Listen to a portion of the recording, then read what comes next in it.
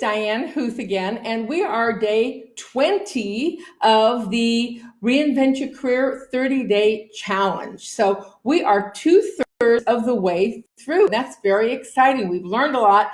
This is the last day that we're going to be talking about acing the interview. And today we're going to talk about asking smart questions. And it's really important that your interview be a dialogue. It's just not them grilling you, a successful interview, and then you just being there and answering. It's a dialogue. You want to position yourself as a peer, as a member of the department, as somebody who's knowledgeable about the industry, knowledgeable about the tasks, the responsibilities, the business, so that you can come in kind of with a presumptive close, talking about, if I were in this role, how would I interact with the hiring manager and the peers, et cetera, talking about what's important to them. They don't care about you. They don't care what's important to you. They only care what's important to them. And is when you focus on their needs and responding to their needs, you will have a much better interview.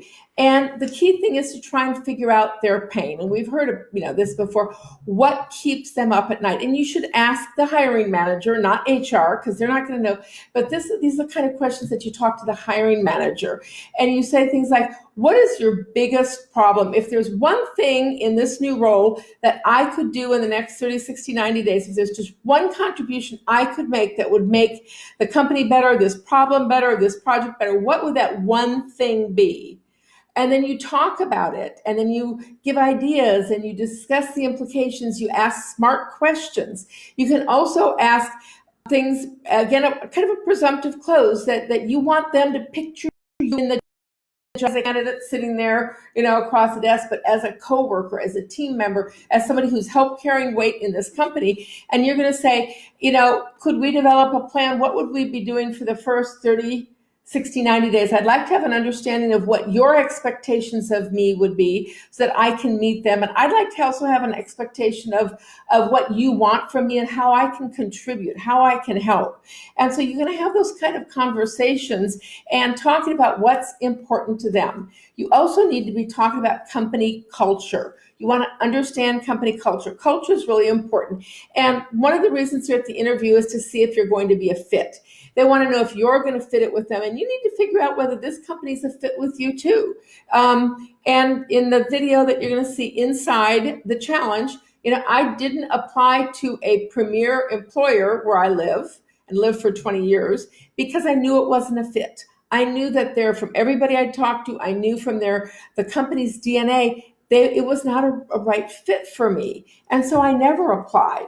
So I want you to ask questions, and these questions are based on what we talked previously, doing the research. When you have research, spent your 4 to 8 hours, and you've done all the right research, and you know exactly what it is that's going on in the industry, you know their challenges, you can talk knowledgeably about trends in the industry, things like that, then you can start talking about pain points, contributions, what they expect. They're hiring you for this position for a very specific role. They want you to achieve a very specific accomplishment in this role. They aren't going to just throw X thousands of dollars at a person just to have them around. They have a very clear-cut expectation. We need this person to do this specific task. And so I want you to be asking them that and having, not just asking, but doing a discussion, contribution, and where you position yourself as a team member, as if you're already on the team, and having the kind of discussion that you would have if you were working there at the company, and trying to probe ways to solve the company's problem or the department's problem or the hiring manager's problem. Again, this is a hiring manager question. This is not what you're going to ask HR, because HR, this isn't HR stuff. This is hiring manager stuff. Remember, you've got 4 steps. You start with the resume reading robots, and then you go to the online recruiter who's just looking to eliminate, a few resumes by formatting and some things.